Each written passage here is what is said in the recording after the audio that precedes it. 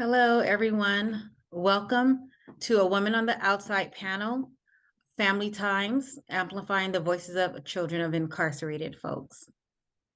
I will be your moderator for the evening. My name is Keonna Harris. I am a writer, mother, and activist. I spent 20 years raising children with an incarcerated partner, which I incorporated into my dissertation work on Black women's relationships to prisons through visitation and incarceration, specifically looking at how prisons affect Black women, community, and relationships. Currently, I am completing my debut memoir, Mainline Mama, for Amistad Press. I also want to give a big thank you to Women Make Movies for hosting and providing the Zoom room. For 50 years, Women Make Movies has been championing women filmmakers and their stories. They support women producers and directors from the beginning, planting the seeds for a diverse and inclusive filmmaking landscape. As the world's leading distributor of independent films by and about women, they amplify historically ignored voices and challenge the mainstream media. We would also like to acknowledge the land that we are currently on. What we now know as the city of Philadelphia is a part of the Lenape-ho-Kink, the ancestral homelands of the Lenape peoples. A long history of broken treaties, forced migrations, and fraudulent agreements, such as the Walking Purchase of 1737, displaced many of the Lenape from the land. We pay honor and respect to Lenape ancestors, past and present. Okay, let me just give you guys a little bit about the film. A Woman on the Outside is a tender portrait of a family striving to love in the face of a system built to break them. The filmmakers wanted this film to center the voices of families who experience incarceration and the child welfare system. This is an opportunity for social workers to hear from those families and an opportunity for conversation. The filmmakers are here, the directors and producers, Lisa Riordan Seville and Zara Katz, and the producer and writer, Keonna C. Jones, will be joining us later. Right now, we're going to play a brief trailer to the documentary just so you guys can get a quick glimpse of what we'll be discussing here this evening. I believe I was about 5, 6. Because it was so far, my mom couldn't really drive. When I got inside, I remember running up to my dad and just smiling. From that point, I didn't get a chance to see him until I was 19 and was able to drive myself. The prisons are so far, hours. I started the van service to keep families connected. For all these years, it was really just me and my mom. Me and Kristal, we've been through thick and thin together. Most of the men in my family were incarcerated.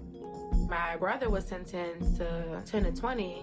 In his eyes, he like, my son is cool because my sister is taking care of him. My dad, he'll be out soon, and we'll have a bond together and have a relationship.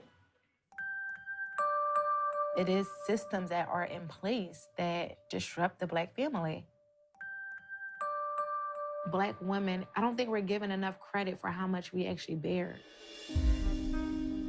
When I'm out with friends, that's probably when I act like a 28-year-old. But other than that, so many people depend on me. Say cheese. Cheese. I hope when my son come home, he stay out here. I don't think I can keep doing this much longer. No more jail, Ma. Come on, I want one good family picture. It is traumatic when your loved one is going to prison. There've been moments where I wanted to give up. Like you're on a roller coaster that won't stop. I want my family home, but I don't think we know what it's like to be a family on the outside.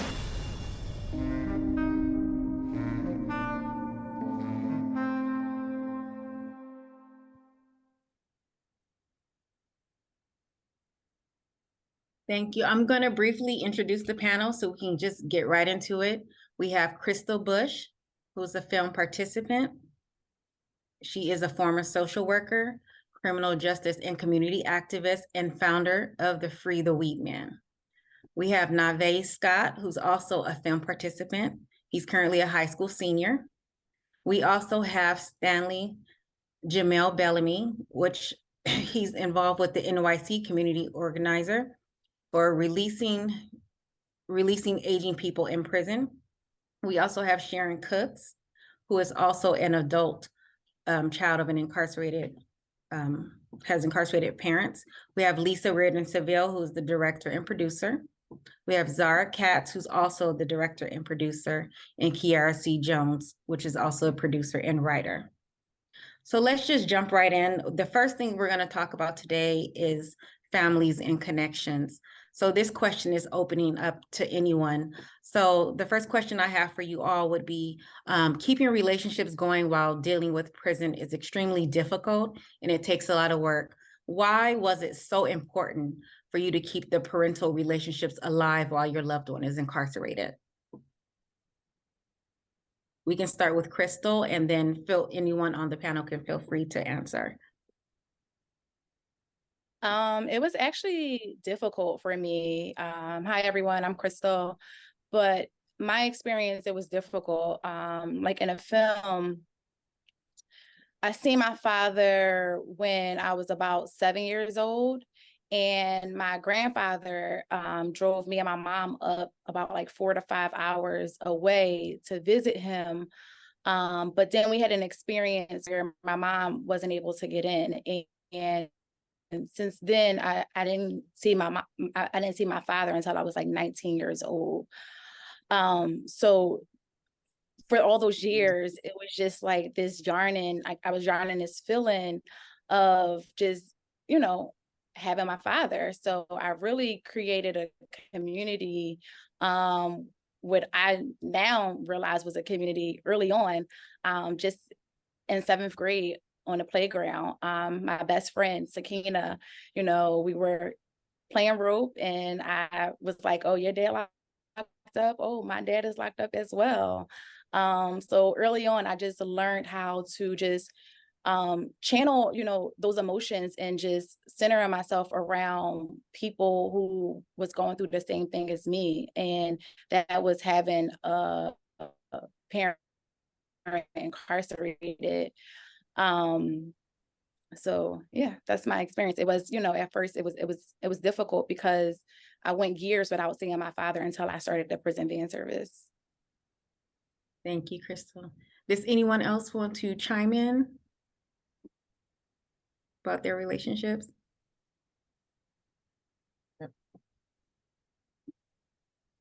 Mute your mic, Sharon.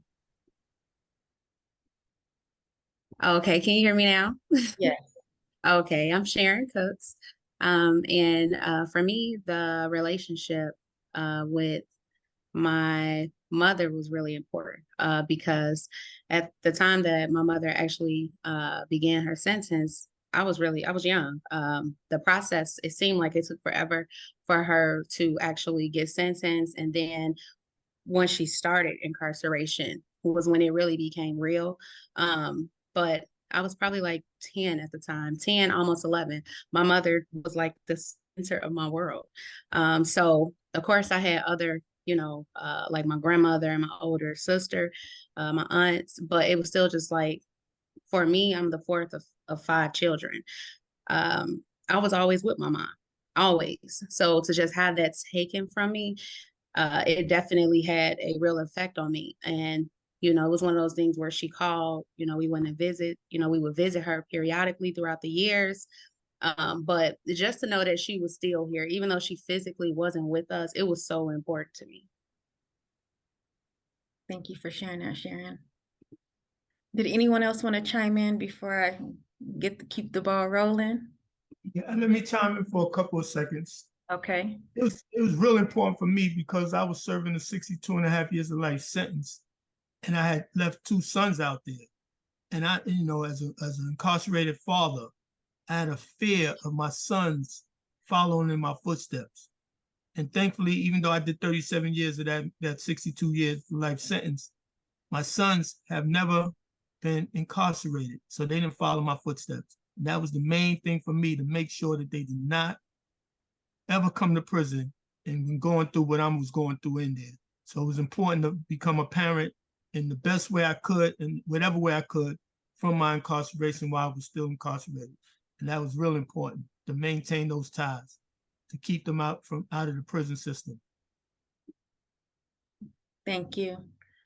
And you all kind of touched on it briefly because it looks different from everyone. So this might not look the same for everyone. Sometimes we write letters, sometimes there's, navigating visitation, sometimes both or neither. So what did that look like for you? What did it look like keeping the connection alive while your loved one was incarcerated? For me, I actually felt bit guilty because I felt like I could have wrote my dad more. But one thing that I was thankful for, just looking back, my dad was so consistent with just sending holiday cards. He was so consistent with calling. And even though it was moments where, I got irritated and I'm like, oh my God, like why he's calling. It was just the consistency of my dad just, staying involved, even if I pushed him away, or I just really just wasn't open to him just reaching out to me. It was his consistency that I knew every Christmas I was getting a card, every birthday I was getting a card, and as I grew up, I look forward to it. When I learned to really appreciate those small things, I really was looking forward, like, why my birthday card late? Or, and he'll call and say, it's in the mail. So, just over the years, I just learned to just appreciate just the small things that he was able to do. And even how he explained how he saved so much money to get this certain artist to like draw the card or make the card, and a card would do like a special pop out or something like that. I learned to appreciate that. But, things that I've done was just write him. I sent him my report cards. As I got older and I traveled, I sent him so many pictures of just me on vacation. And I can go into like his house right now and he'll have like those same pictures just still up on the wall, so yeah, like I tried my best to like ensure that like he was involved as much as possible. I would sometimes write letters and just not mail the letters off. And then I was like, oh, sorry, I forgot to send this one. Here you go. I'm gonna just put all 5 of these letters in one envelope. This was before like JPay and everything. So, just making sure like that he just was involved. Like he got my report cards. He got school pictures, and letters. Like I would write him letters and sometimes forget to send them off, but I would just keep them in one pile to just send, one package up. But yeah, it was the letters, I think, that kept him going, and the pictures as I got older of me just traveling. Thank you, Kristal. So one thing that I wanted to touch on, just for myself as a viewer of the documentary, and also as a person that has had to navigate prison myself, in the documentary, after the police had kicked down your mother's door, Kristal, and I think it was some neighbors over, some friends over that was helping cleaning the house back up. And what stuck out to me is that one of the women said, it's always women who are always around to pick up the mess. And I think that says so much about the caretaking that goes on, right, while your loved one is locked up. So there's so much in gender roles that play into like the emotional labor in order to maintain these relationships. Have you ever thought about if the roles were reversed? Do you think it would be the same?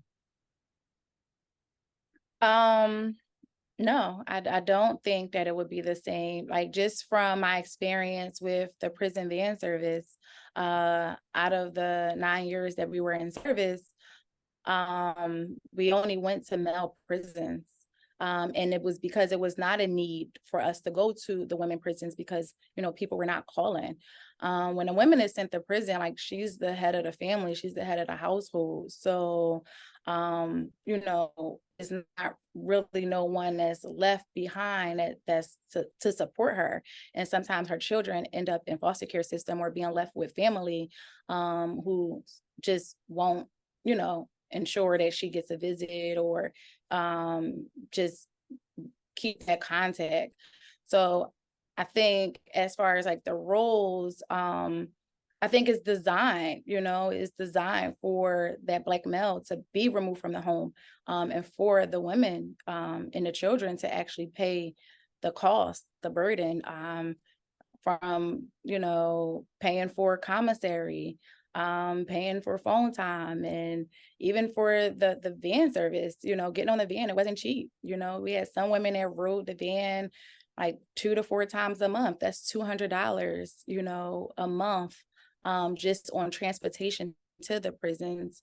Then when we talk about the food that's in the inside, the food that's in the inside, they're spending like $50 to $100 just for the hot buffalo wings or, the snacks that's in the machine. So it's really the women that are paying. And just with my experience with the prison van service with Bridging the Gap, it wasn't a need. Like we didn't even like get enough calls for us to go to any of the women prisons. Thank you, Kristal. That's definitely, I know I spoke with Lisa about this when I first saw the documentary, and I thought it was so beautifully done at showing some of the invisible cost of mass incarceration, because a lot of the times it's easy to just think about the money and the calls and, commissary, but it's the actual time. Every time you drove up there and you took those women to visit, or just the time that you took out of your day to, to do tasks, not just for yourself to keep your connections going, but also to help your community. I thought it was such a beautiful thing to see. So right now, what we're going to do is play the first clip, which shows Kristal. I'm sorry, go ahead.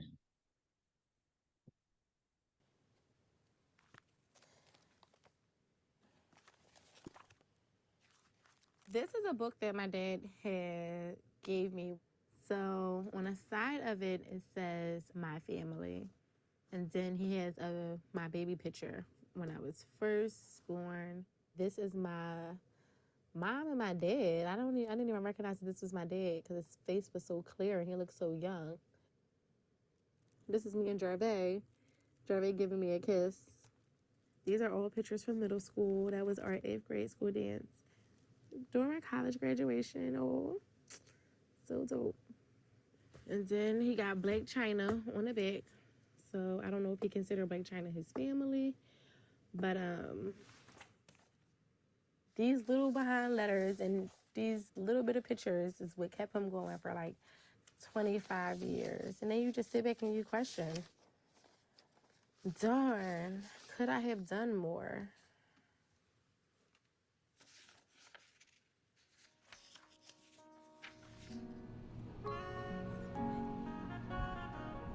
What's up, Dad?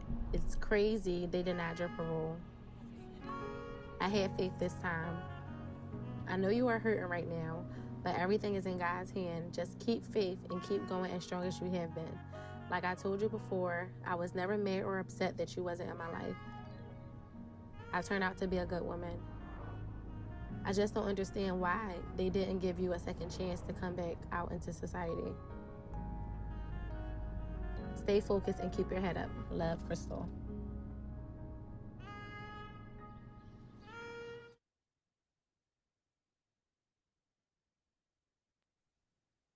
Thank you for that.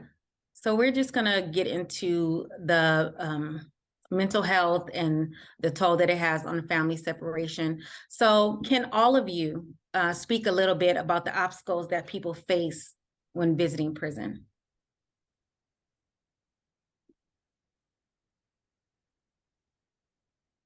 Okay, Nyvae.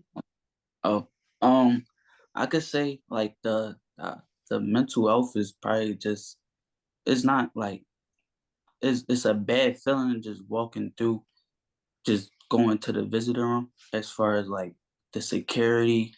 So like the mental health, it will probably mess with your mental health.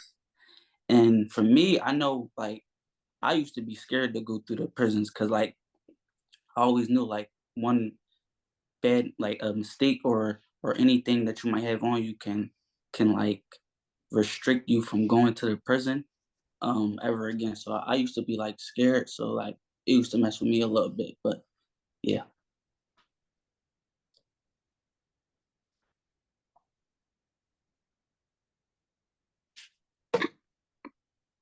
I'll probably say now being an adult, I can literally close my eyes. Going to visit a parent that's incarcerated, it definitely it messes with you in every way, shape, and form, but definitely mentally. No matter how nice a prison guard is, trying to be, as a child, especially, that this is not a normal environment. This is not an environment that you should be in. It impacts you because no, they don't pat you down how they would do an adult, but they still have to pat you down. So, you may come across a guard that's actually trying to be welcoming. But then I felt like as a child, at times, there were also those guards that they viewed you as if you were your parents, and they came off really cold, so uh definitely enjoy going to visit, but getting up super early in the morning and then having to go through all these different steps, it's draining. It's definitely draining on you. As a kid, it's one of those things. Now as an adult that, like I said, if I close my eyes, I can literally place myself back there, and it definitely is draining on you mentally.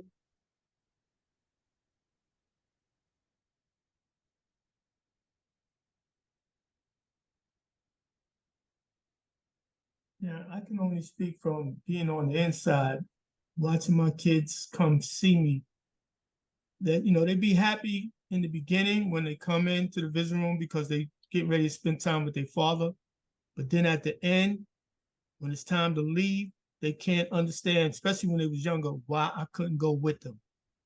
That was traumatizing for them. They would come up and they would be holding on to me. They don't want to go. They want to take me with them. And, it's nothing I can do about it. And the one time they came visit me that I know, and it stays in their minds to this day, that I walked in the visiting room and then like 5, 6 guards bum rushed me, tackled me, handcuffed me right in front of my kids and took me out of the visiting room for something I didn't even have nothing to do with. Later on, they released me, but at that particular moment, you traumatized my kids for them to even see that. And so, that stuff that they go through just coming to visit, that they have to put up to watch their parents incarcerated, and you can't take them home with you. That's all you know them for, is being incarcerated. Mine was young when I went. One was 16 months and the other one was 3 years old. And when I finally came home, they was 40 and 38 years old. So, there's a whole lot of trauma they went through during those years. Thank you for that. For my next question, I want to start with Kristal, but I would like to hear everyone's answer. Kristal, we see that you starting the van service because you saw the need, right, in your community. And I saw you continuously taking care of everyone else in this journey.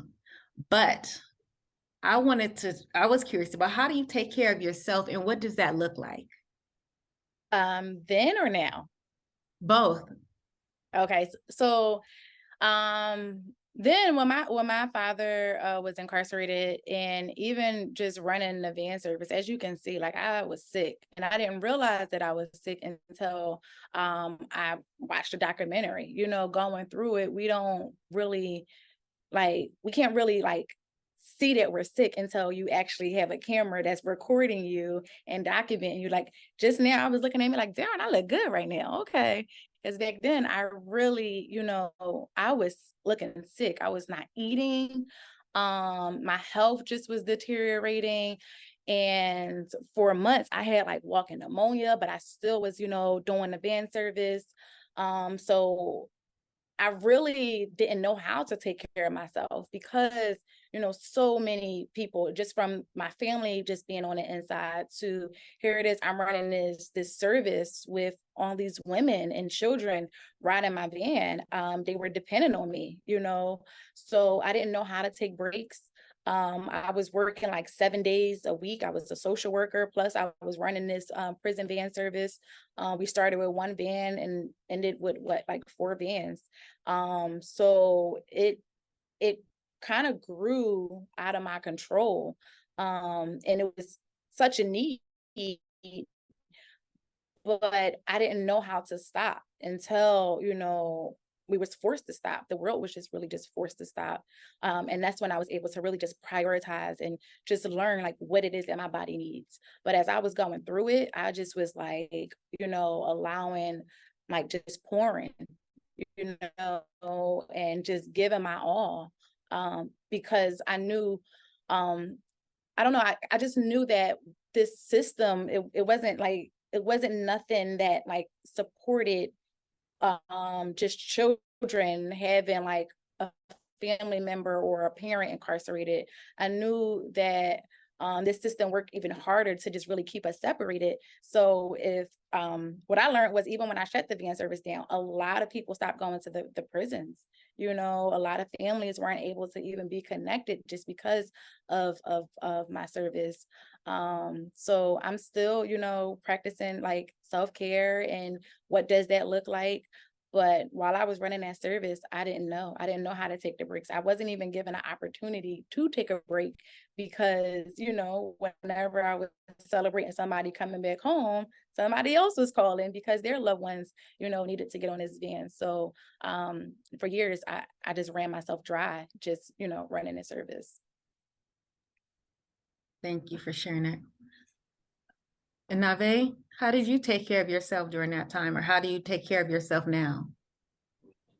Oh, well, I haven't been to a prison since I was like 10 or 8, but so all I knew was video games and just, having fun. So I had to as I got older, I had to really realize that it would be cutting off my whole weekend. So I would be on a van for 5 hours, and by the time we get back, it's already 9 o'clock.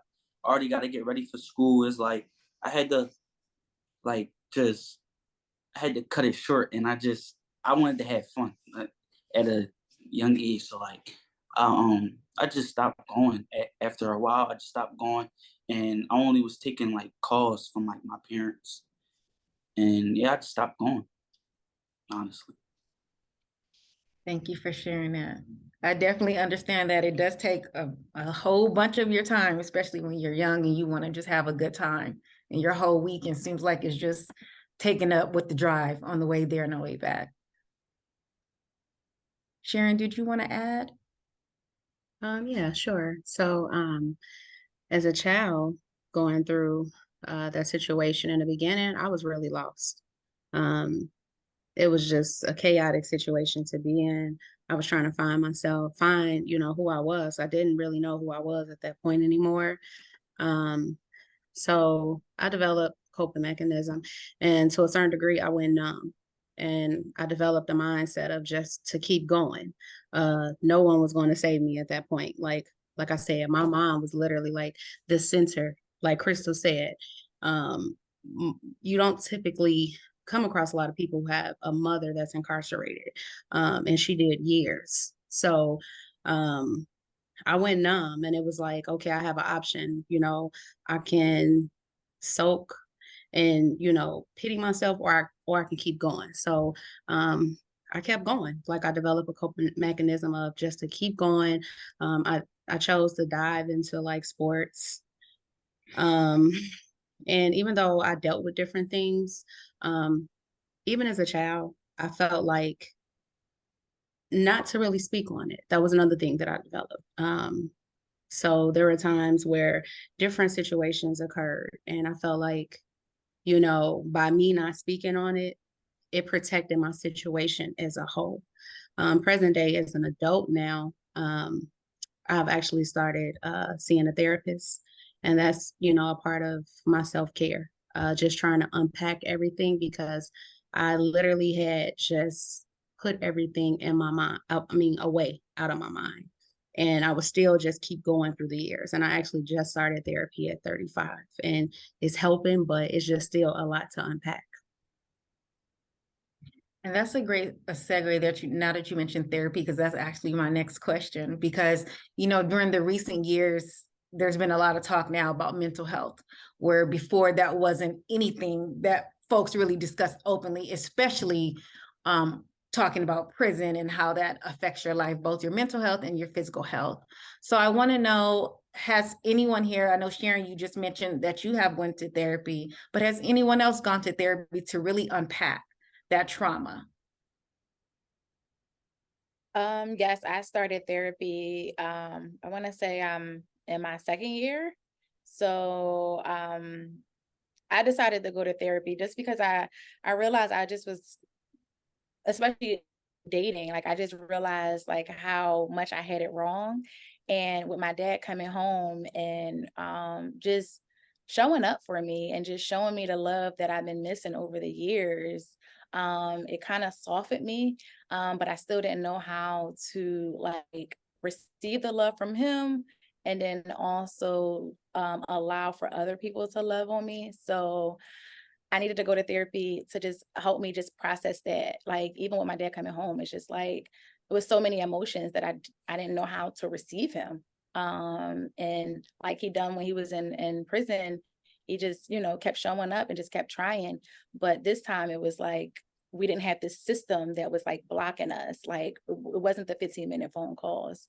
So I needed to start therapy just for me to like, just learn how to, receive and like have that bond with my father, outside of prison. So therapy is helping, but like Sharon said, it's a process. And life just keeps lifing. So it's always issues that we gotta like, navigate. So yeah, it's for sure a process, but it's one of the best things that I do for self-care. Thank you so So much. Kristal, I just wanted to add in, if you did want to talk about it, I know we've talked about how much you and your mom took care of each other through that whole time, and actually how much therapy is helping you build your relationship with your mom too, and make sure that you have that healthy relationship with your mom, and how important that process has been to you as well. Yeah, I mean, I feel like me and my mom, like I mentioned earlier, like all the men in my family, my brothers, my cousins, uncles, my dad served 25 years. And it really just was me and my mom who was supporting each other. But I feel like when my father came home, it was sort of like my mom didn't know how to like just really just show up. Like, mom, like I had my dad home and you don't got to fight for my attention. So it was like I felt like I was this little girl being pulled in two different directions. I started feeling like they both couldn't be in the same space. Like, okay, if I invite my dad, I'm not going to invite my mom. And here it was when I was like 28, like, and I'm still having to like, okay, like, let me just learn how to navigate this. But therapy allowed for me to just have those conversations with my mom, because it was moments where I just didn't want to hurt her feelings, but it's like I want to get to know my dad, and it's not that it's taken away from what we have and like our relationship, but here it is. I haven't had my dad in all these years, and I think it was just moments where I was just kind of scared to have those kind of conversations with my mom. And therapy helped me like just with those type of discussions. That's actually a good segue, because I do have two questions. Well, actually, one question is for Nyvae, which is just talking about what Kristal was talking about. In the documentary, we see you, Nyvae, as a little kid, right? Dealing with the conflict and trying to understand that there's room enough to love your parents and your auntie. And so I wanted to hear from you to let me know your experience trying to navigate those feelings, and also where you're at now. How do you feel about it now? Well, back then, I didn't really like I didn't really want to show that I loved my aunt, because I didn't want to hurt my my mother at the time, well, still my mother, but I didn't want to hurt her feelings, and I didn't want her to feel like that I was replacing her, because my aunt was doing a good job at like taking care of me and making sure that I was in great hands. So I didn't want to hurt her feelings. So I used to always just like, just kind of get up, like when we talk about her taking care of me, I kind of like made it brief, or like I didn't really want to just show that the love that I had for her. Right now is everybody knows that I love mine, or like everybody knows. So yeah, yeah. That's deep. That's my first time hearing it. Yeah. It's making everybody smile, make me smile. It warmed my heart for real. So right now I'm looking to Jamel, Sharon, and Nyvae, and I want you to try to give the audience just a sense of what it's like seeing your parent or having your child see you through visitation. Oh, that's for me, huh? Yeah. Well, I can tell you it was hard. It was really hard. It's I'm listening to Kristal, Sharon, and Nyvae talk about the trauma, emotional trauma for them. And it was hard for me too, just sitting there watching, especially coming home now. I'm gonna get and answer your question, but especially coming home now and finding out all the stuff that was hidden from me, all the stuff that they didn't tell me that they went through that I'm hearing now. That I'm like, why didn't you tell me this while I was incarcerated? And what it was is that they didn't want me to worry, because one of my sons did actually wind up in the foster care for a second until he was taken back out. And I didn't know that. I didn't know he was put in foster care until I came home. And then I found out everything. And we talk about emotional trauma. For me, seeing and learning all the stuff they went through and going through, and that, it's a guilt there. The parents, when you really take an interest in your children, you have a guilt. You feel like I let them down. I should have been there for them. And I think, I told Lisa and Zara about this. My youngest son, he punished me. He put me on timeout because in 2001, he asked me a question. He said, "Daddy, why didn't you tell?" And I explained to him that at that particular time in my life, when I was on the streets, I lived by the street code and I honored the street code, and there was no such thing as snitching. You do not tell. If you out there, you're involved in it, you do not tell. And so that's what I'm trying to explain to him, that was my mindset at the time. But what he's hearing is that I chose the street over my family. And for that, he was 17, for the next 16 years, he would not receive my phone calls. He would not write me. He would not come visit me. I didn't see him until he became 33. He was 17 at the time. I didn't see him again until he was 33. And the only reason I think I seen him is because his son, my grandson, said he wanted to meet his father. And that day, Lisa and Zara shared that day with me for my son, and my grandson came up to see me for my graduation. That was the first time I see my son in 16 years, and that's the first time I met my grandson. So it's kind of hard, it's a hard thing to be a parent and seeing what your kid's going through, because the little I learned about was enough. It made me sick to the stomach that I wasn't there to protect them. And that's what parents feel when you're incarcerated. We feel, especially when you have that connection with your kid, your child, and you really want to be in their life, you feel that you abandoned them. And to this day, I tell people, when I tell the story about what my son did to me, in actuality, he was right. I did make that choice.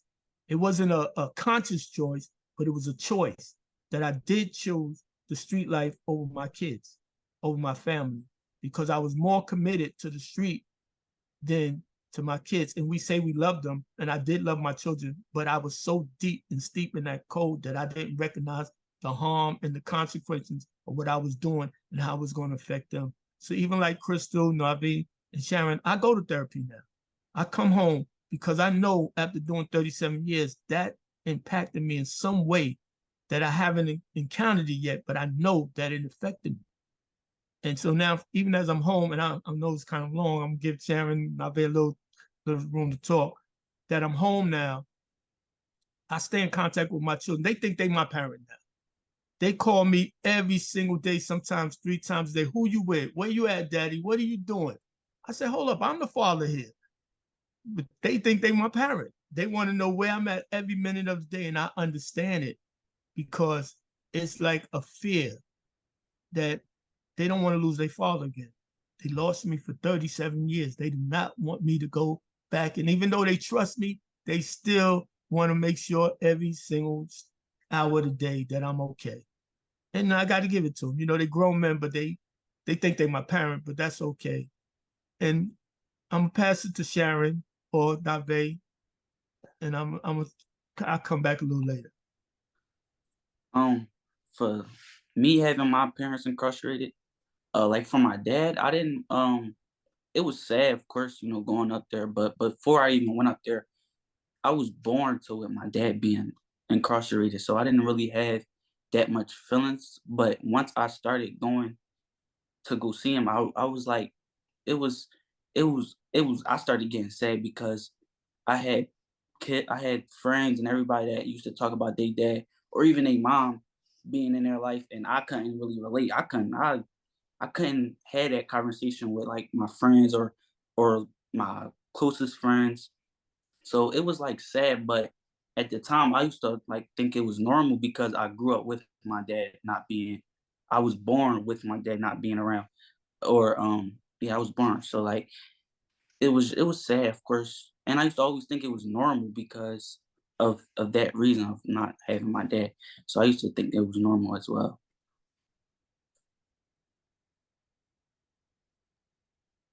I would say so my dad, when he was incarcerated, we actually did not visit. I guess that was a decision that he made. I'm not 100% sure.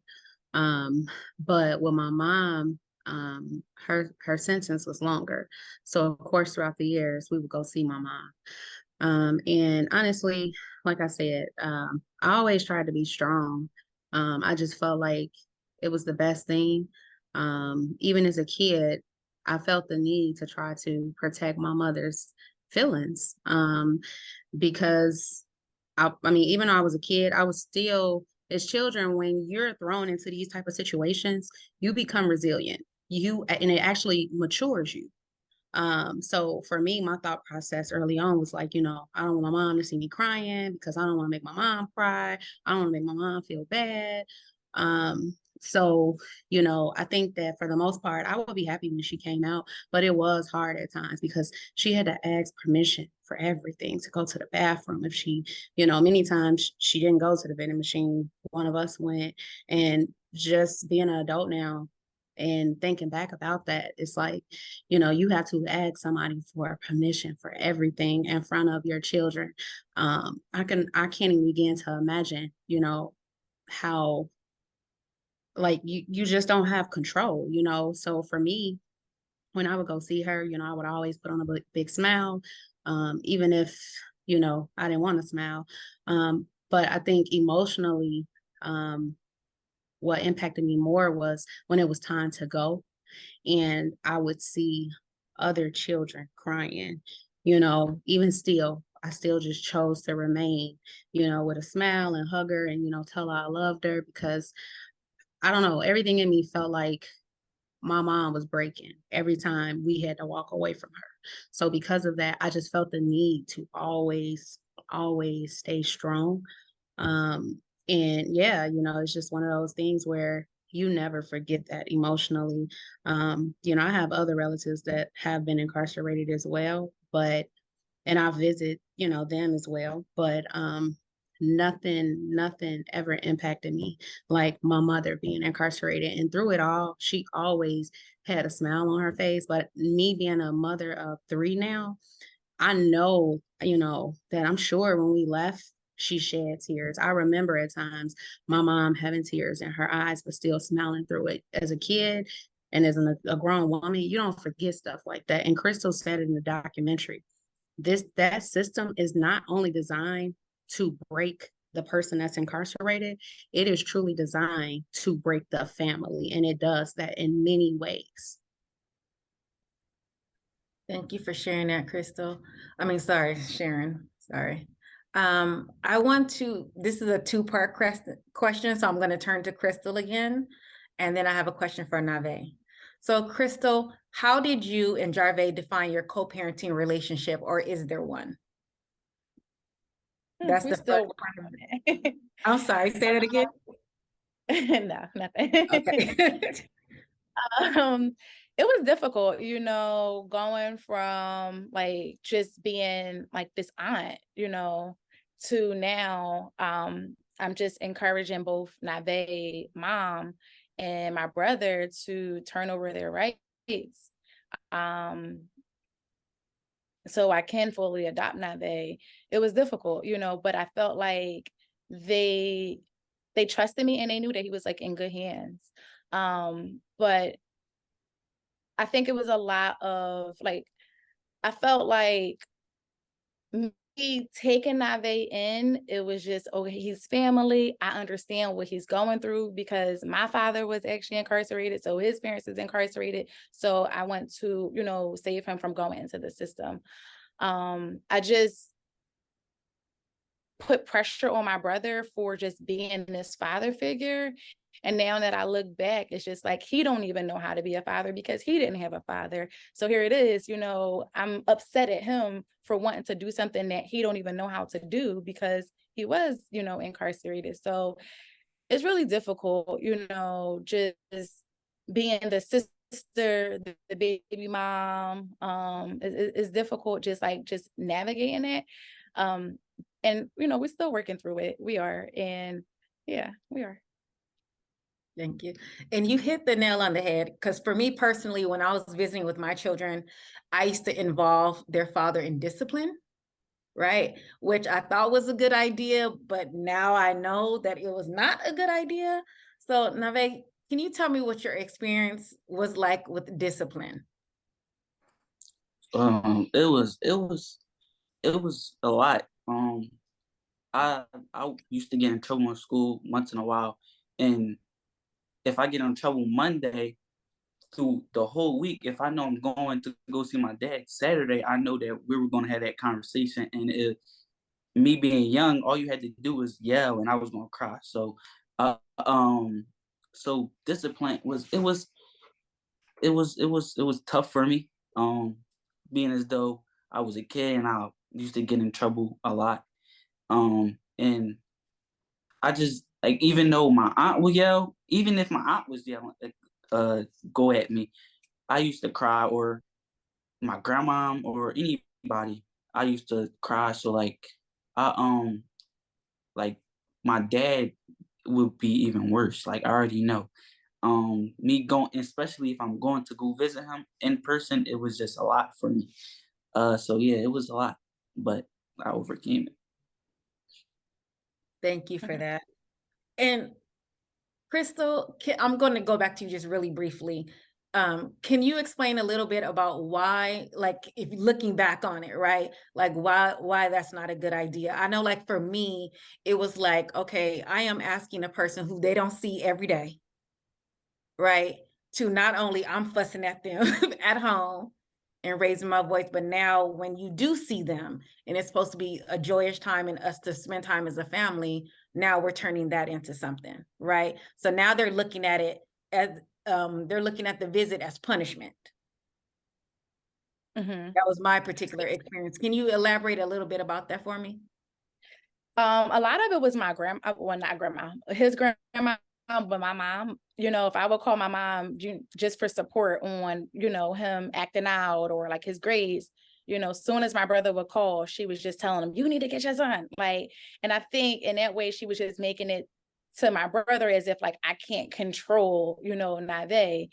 And just looking back is hard because now, as Nyvae is describing it, you know, he only had this short amount of time to spend with his dad. And here it is, we didn't waste it, you know,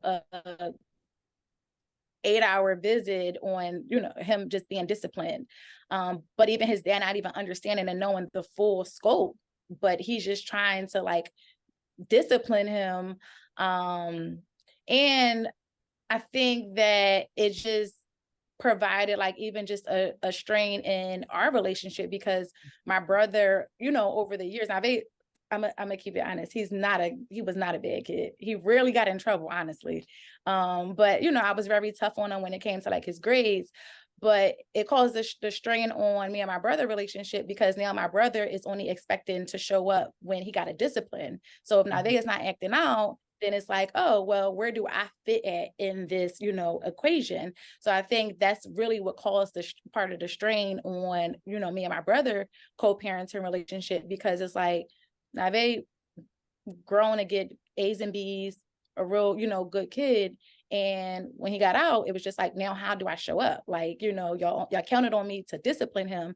Now he don't really need to be disciplined because, he's such a good kid. So I think it kind of confused my brother in a way, and how he can show up and parent, and for us to co-parent each other. Thank you for that. So we're going to watch the second clip now.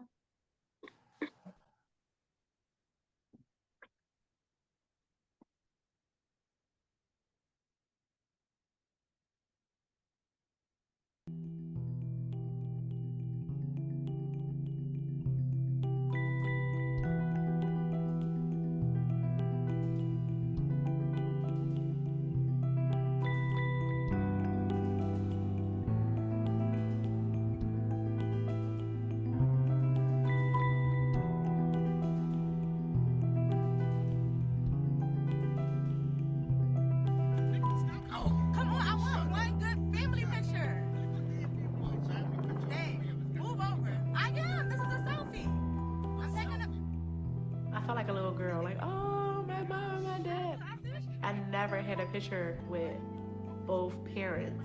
Just at that moment, it was like, wow, I really have like my mom and my dad here. For once, it feels like normal. I used to say, I hope that you ain't mad at me for not being in your life. I cared even though I wasn't there. It didn't seem like 24, but it felt like 24 for real, and I was just, blessed to be coming home, see my little girl. Well, not no little girl, but my big girl.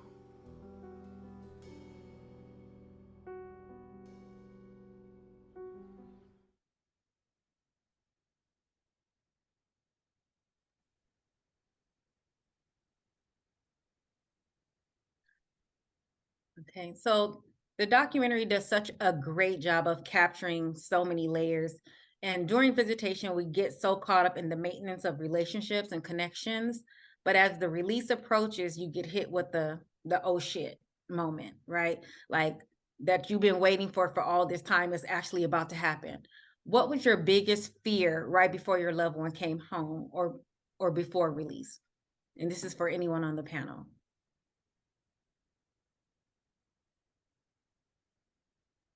Well, for me, my biggest fear was just them going back again, basically, like for my dad to go back to jail again, or just get in any type of trouble. That was probably like my biggest fear, because I know it took a toll on my grandma, and my aunt. So yeah, that was my biggest fear, just going back again.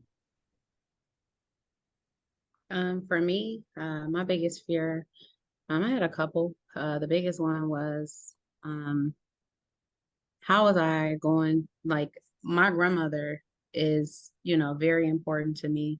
And she definitely stepped into that mother role when my mother was incarcerated. And I became super close to my grandmother, not just like a grandchild, but almost like a mother.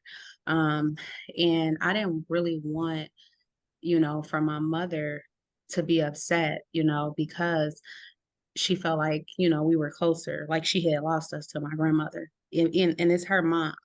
But I was just really, really worried about, trying to make my mom feel as comfortable as possible, let her know that she was still our mom. And I was just worried, like, where is she gonna go? Because, the home that we had lost, and we had bounced around throughout these years. So I was just really concerned about that. I never spoke on it, but it was like, where's my mom gonna go? And then of course she went to like a halfway house facility, away from actually Chicago, which, I wasn't happy about it, didn't understand it at the time. I was young. But, in the end, it helped her get back on her feet. And within years' time, she was, back home, back in Chicago with us. But just trying to really establish that mother-daughter relationship, with her not being incarcerated, as well as deal with my own emotions, because I was angry. I was upset, and I didn't really know who to be angry or upset with. And I didn't want to run her away. That was one of my biggest fears, like, what if I run her away by saying the wrong thing? So I just, through the years we worked through it, but I definitely was angry like the first couple of years that she was home. Got you. And for anyone that's on the panel, especially Kristal or Jamel, especially because you guys have done so much work in building formal networks, can you tell us a little bit about why community support is so important? Want to go first, Kristal? Yeah, I can go. Like I mentioned earlier, I mean, it's so important just for us to have a community of people that have the same experiences, because oftentimes, like, especially children of incarcerated parents is no community for us. Like, we're in school and don't even know that our best friend, father is incarcerated. There's no space for us to have these conversations. There's no space for caregivers to learn how to engage in these conversations, or for us to admit to our caregivers, like, hey, we want to go see our parents.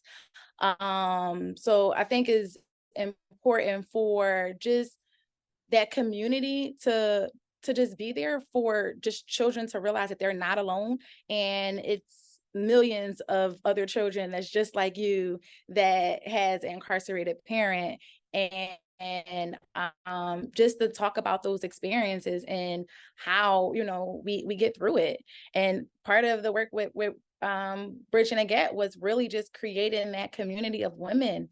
And I used to tell a lot of the men, is they're not coming to see you because they want to come see you, is because of the work and how it's from the songs that I'm choosing in a playlist, is how, the activities that we're doing outside of the van, group chats that we created where, the girls was in a group chat talking about what chemo are and making sure that they don't wear the same perfume as the other girls. So it was like that community where the women felt seen and they were able to have those conversations, especially, let's say, if like a prison was on lockdown, get in a group chat. Wait, is y'all loved one calling y'all? Okay, it's not just mine, right? So that community is just so important, just because, is a system, and is put to divide us and to make us feel and think that, we're the only ones going through it, but that's really not the case. And I think if, we build more community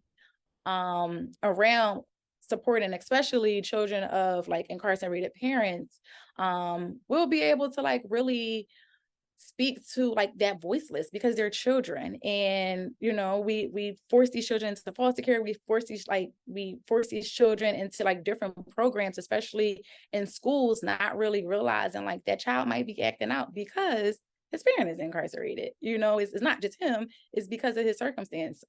So really just understanding the child, and if their parent is incarcerated, and not just me for when I met my best friend, like, oh wait, your dad is locked up, oh mine is too. But even with that, it's like, what can we do? It's just, we knew that, but it wasn't no program back then that supported us to help us have those conversations and process those emotions. Now I want to answer your first question, Keonna, and then I'll get into the support and stuff in prison from as an incarcerated parent and being on the inside. My biggest fears coming home is that when I left, my sons was kids, and then I'm coming home to grown men with kids of their own. So how do I redefine that relationship? How do we a space where, we have that father-son relationship. Like I tell you right now, they think they're my parent. And my youngest son told me that we got to have that talk, and I know what the talk is. I definitely know what the talk is. And so we need to have that talk. But that was one of my biggest fears with them, is how do I redefine the relationship and reestablish the relationship as coming home to grown men that I left when they was babies. So, and we good now, because, and while we was inside, when just as Kristal was saying, us on the inside, we created that community, that support system amongst ourselves. Like, there was an individual that was going through some problem with his children that I had went through with my sons. And so when he said it, I was able to tell him, well, this is how you handle the situation, because I had handled it different and this was the outcome. But he thought he was just experiencing it by himself, not realizing that all of us around him had children, and we was also experiencing those same type of difficulties of raising a child from being incarcerated. So it's really important to develop those, the support system amongst ourselves, because we really want to take active role in our children's life. And listening to Nyvae and Sharon and Kristal, it is hard, because y'all have a life on the outside that is separated from us. Our lives intertwine when you come visit us, when you get the phone call or you get the letter. But besides that, you have a life that has nothing to do with us, because we're away from you. And it's hard to really develop those relationships. And it's, and we work on it. It's a working project for all of us. It's something Kristal said that is important that we understand, and I understand, and there's that abandonment issue that our children have. Nyvae said he was afraid of his father going back to prison. I know my son still had that fear, because they always heard about what I did before, who I was before. So one thing, even while I was inside, I made sure all my accomplishment, everything I did, I wanted them to know about it, because I wanted to model my behavior so they can understand who your father was is not who he is now. All them stories you heard from the past, all that negative stuff you heard, no, this is all the positive things I'm doing now. This is who your father is. And that's important for any person that's incarcerated with a child, or with any type of relationship. As we grow in prison, we often don't take our family with us. So only thing they know about us is who we were before. They don't know who we are now.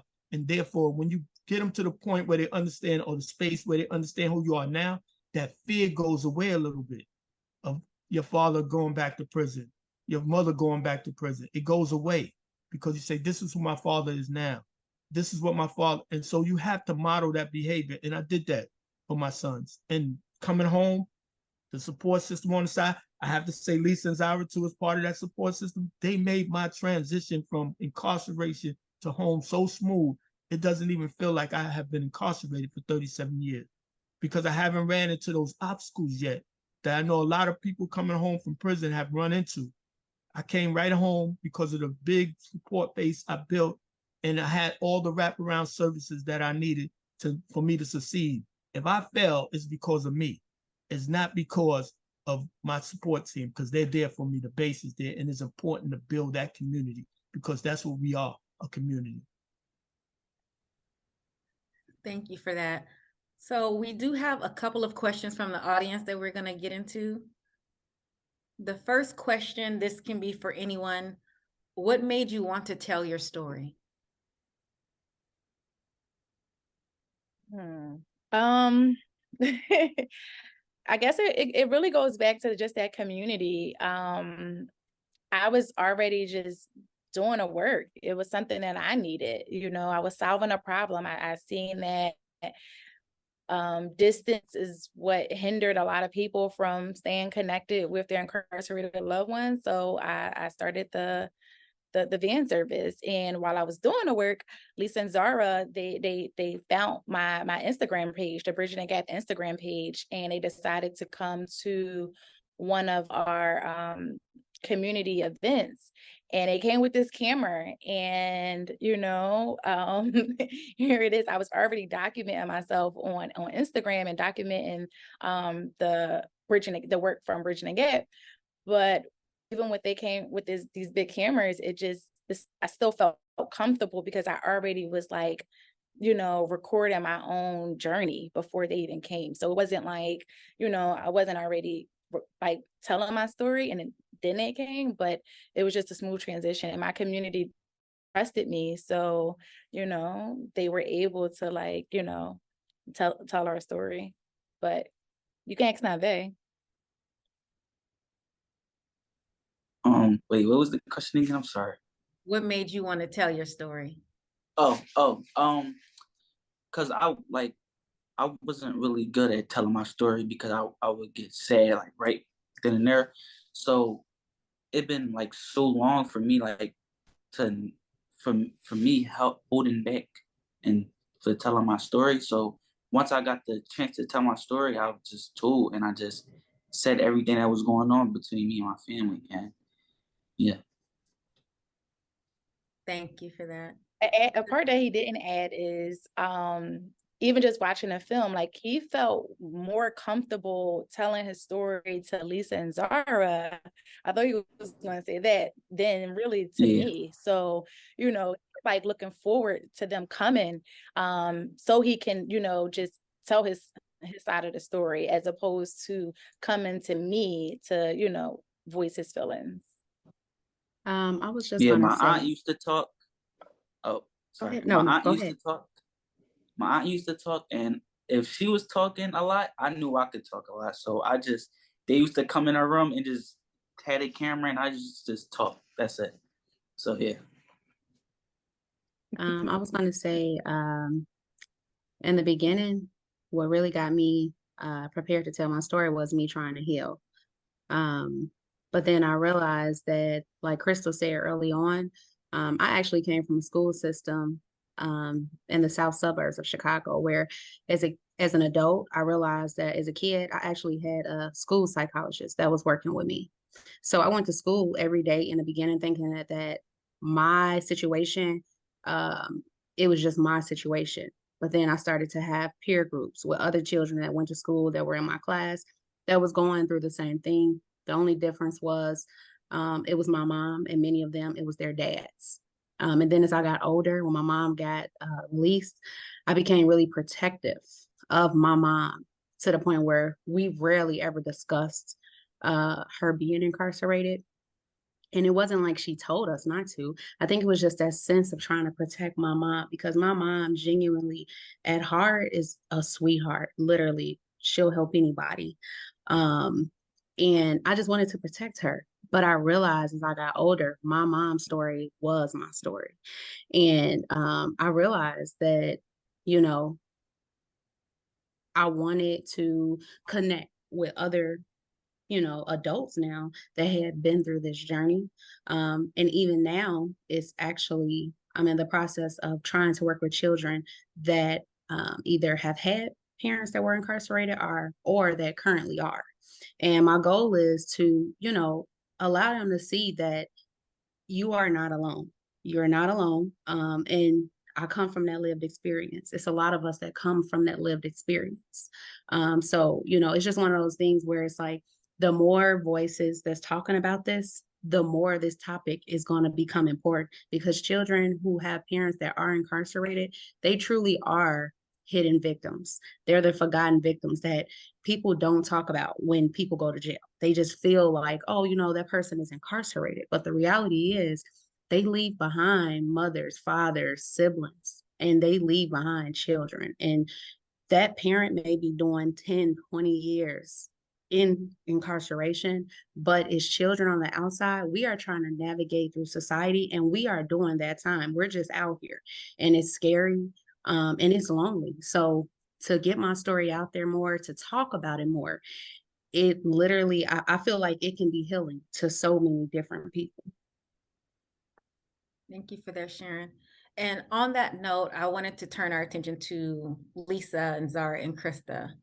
And I want you to talk a little bit about how did you learn about Kristal and Nyvae, and what was your experience, you know, filming this documentary and things like that. I think Kristal mentioned how we first met her. We showed up at one of the cookouts. I think it was a transformative experience, not to speak for everyone, but for our team, and certainly for me. You know, it's not easy to let strangers into your life. Kristal is a very open person, but you know, we were there for every moment. She would call and say, "You got to come back down. You know, the police just busted down my mom's door." And then, you know, filming means sitting with people. It means sitting in Nyvae's bedroom. It means sitting with Kristal. It means witnessing people through grief and through joy. And Zara and I often talked about, Kristal is just a couple years younger than we are. And we were navigating through life over the 8 years that has passed since we first started this. And watching Kristal navigate through her 20s and 30s with incarceration, with parenting, with the complexities of parenting with your brother, trying to figure out how to, and it just, it really affected the way I see my life and the way I see life in general. And Kristal never ceases to surprise me and impress me. And I am so honored to have gotten to be a part of this family's life.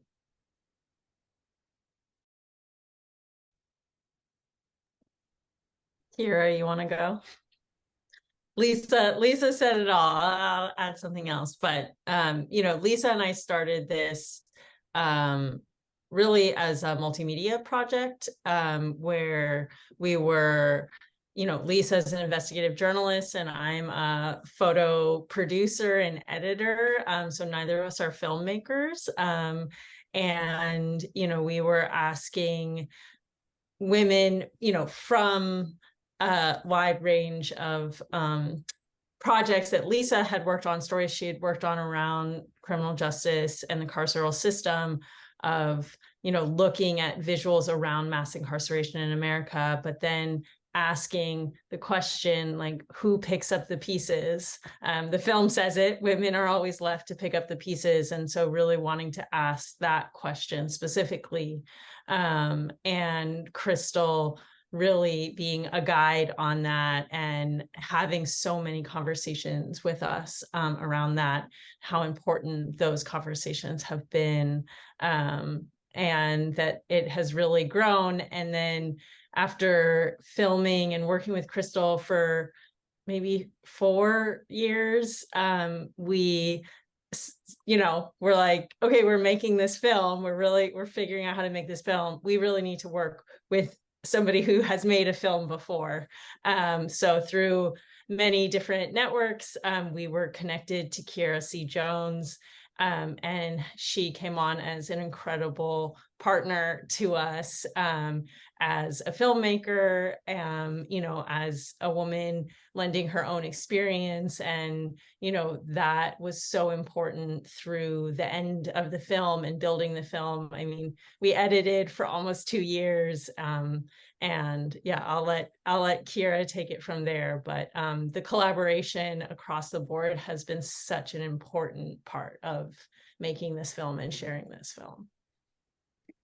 Yeah, I mean, yeah, it's, you know, I've always wanted my storytelling to have value, my work in film to be significant, my existence on the planet. I was talking to my therapist, which if you don't have one, I recommend it. I love that you guys put in the chat that there's free therapy. It's awesome. But I was saying, like, I know there's people who don't wake up every day and ask themselves, like, what am I doing here and how can I be valuable today? And is my existence on this planet taking up space in a valuable and significant way? But I really do challenge myself about being here. And when I met Lisa and Zara and saw the work that they were doing to try to amplify the work of Kristal, who is like this amazing disruptor, right? Because it's like the system is there, and she's actually out here making a difference in big ways. And like, and if you look at sort of the Venn diagram of the many ways that Kristal is like imploding the system, right? She was a social worker and she's like adopting her nephew, and she's like got the van system going, and she, you know, she's working with these women on a personal level, interpersonal level. Like this one singular human being is like a microcosm for like how this whole thing could be changed if we had the time and attention and intention to actually like affect change in this, and just by lending my talents to this story, and being able to help amplify the voice and the realities of all of the people here. I did a documentary before this about children aging out of foster care called 21 and Done, which was the big shocker to me, in that, like, I knew that people didn't know how bad it was, but I didn't know how many people really didn't know how bad it was. Like, people still will come to me and be like, I had no idea that this is what happens to children in foster care, and it causes people to have conversations like this, and share information and find new solutions and be on the ground in the spaces that can make change. So thank you to Women Make Movies and Lisa and Zara and Kristal and Nyvae and everyone here, all of our panelists and everyone who came in. And if you saw the film or didn't see the film or want to share the film, please talk to us, talk to Women Make Movies about how to share the work, because this is how we affect change throughout the world. And Australia's in the house. Did anybody notice this? Australia's in the house. We just have a question from someone from Australia. This is for Jamel. Oh, can I add one more thing really quickly? Kristal has always said, we, at first this was called Women on the Outside, and then Kristal, her life and her story just became central. But one statistic says 1 in 4 women have an incarcerated loved one. 10 million children have had an incarcerated parent. If we actually thought about what it meant to share this experience and to work from this experience, as Sharon is, as Jamel is, as Kristal is, as Nyvae does, I think a lot about what could change. Because to your point, Keonna, we care, you told me once, you caretake the system, and your resources go into the system. And I think a lot about what if people started to demand that care and those resources back. So I just wanted to thank you guys for sharing, and I continue to learn from you all. Okay, we have one last question that we're going to take. This is for Jamel. It says, I work in an Australian prison supporting families. Was there any service or supports in the prison you were in that you found really helpful to foster your relationships with your children? Yeah, I put in the chat that we actually, not only there was parenting programs in there, but we developed our own parenting program. And then what we did was convince outside, like social workers, people of that nature, to come in and work with us on the program. We had a general idea of what we wanted to do and what we wanted to talk about, but it was better to have somebody on the outside come in and sit down with us and keep us focused. Because, we can go, you talk about, there's that myth that woman is, that y'all gospelers. Believe me, the men gospel more than y'all do.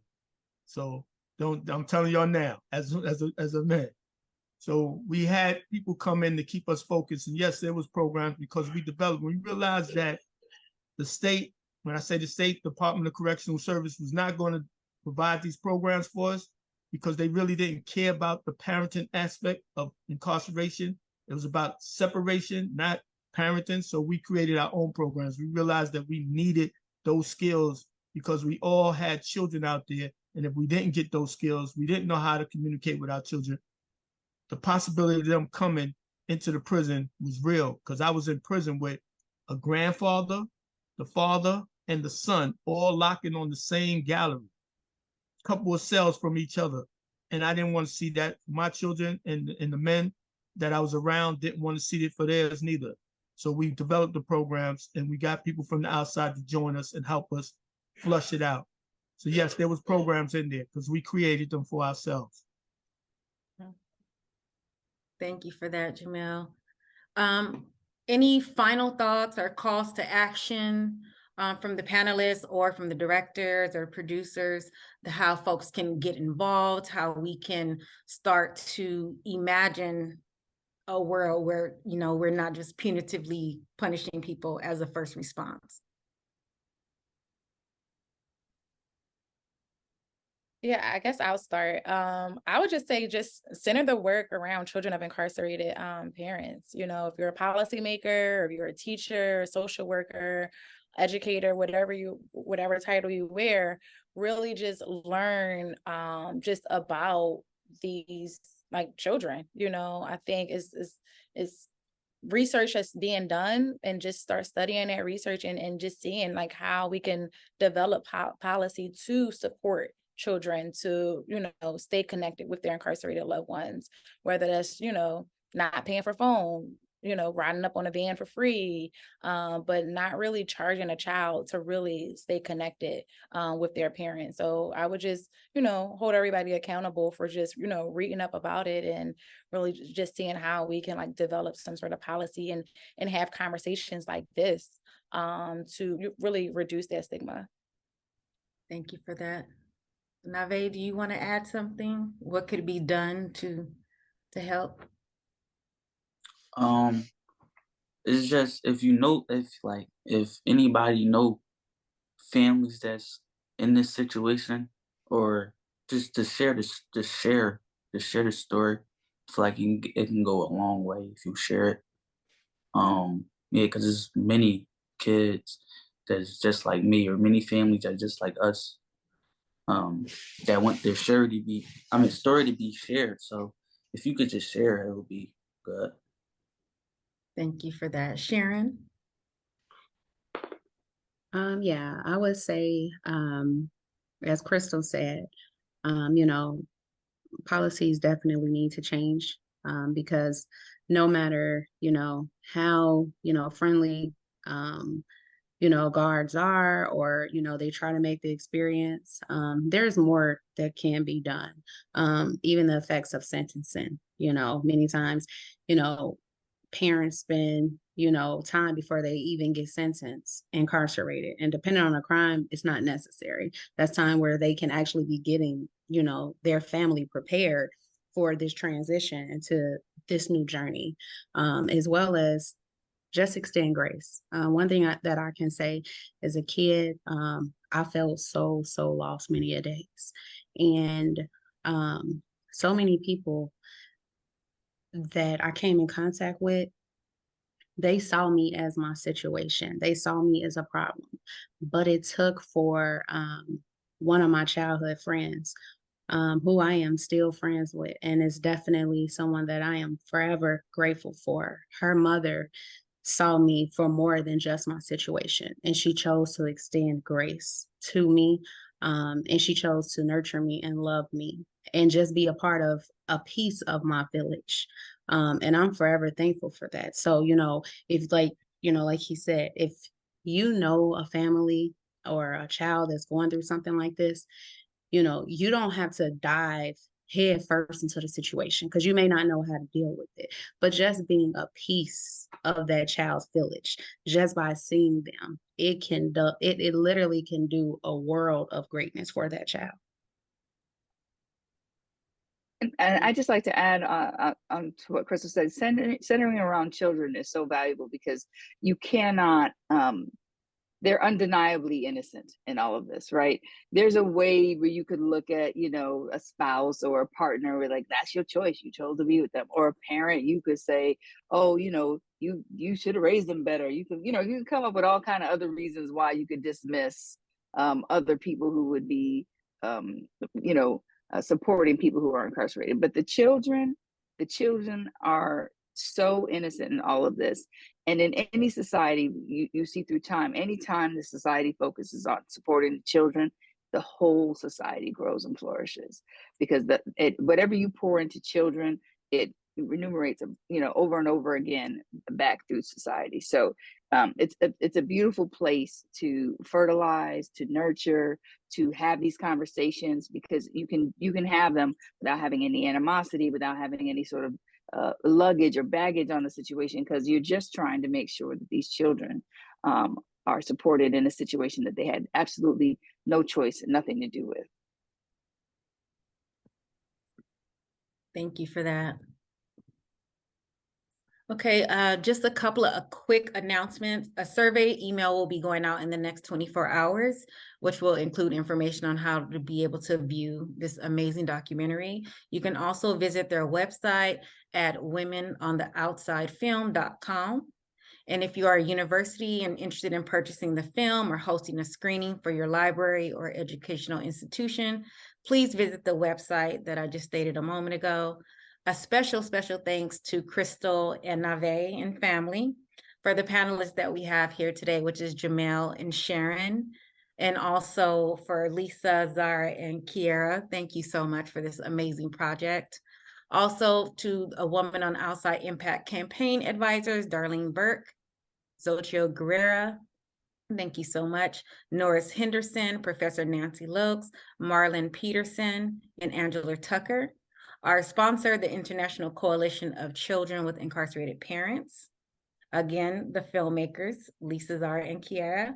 Thank you for the impact team behind the scenes, Tony Bell of Sassy Cat Impact Films and Frankie Bruni. Impact campaign was created with the generous support of Chicken and Egg and Subject Matter. Last but not least, our hosts, Kendra Hodgkinson, Karina, Nicole Collins, and everyone else at Women Make Movies. We thank you so much for providing this safe space for us to discuss such an important topic.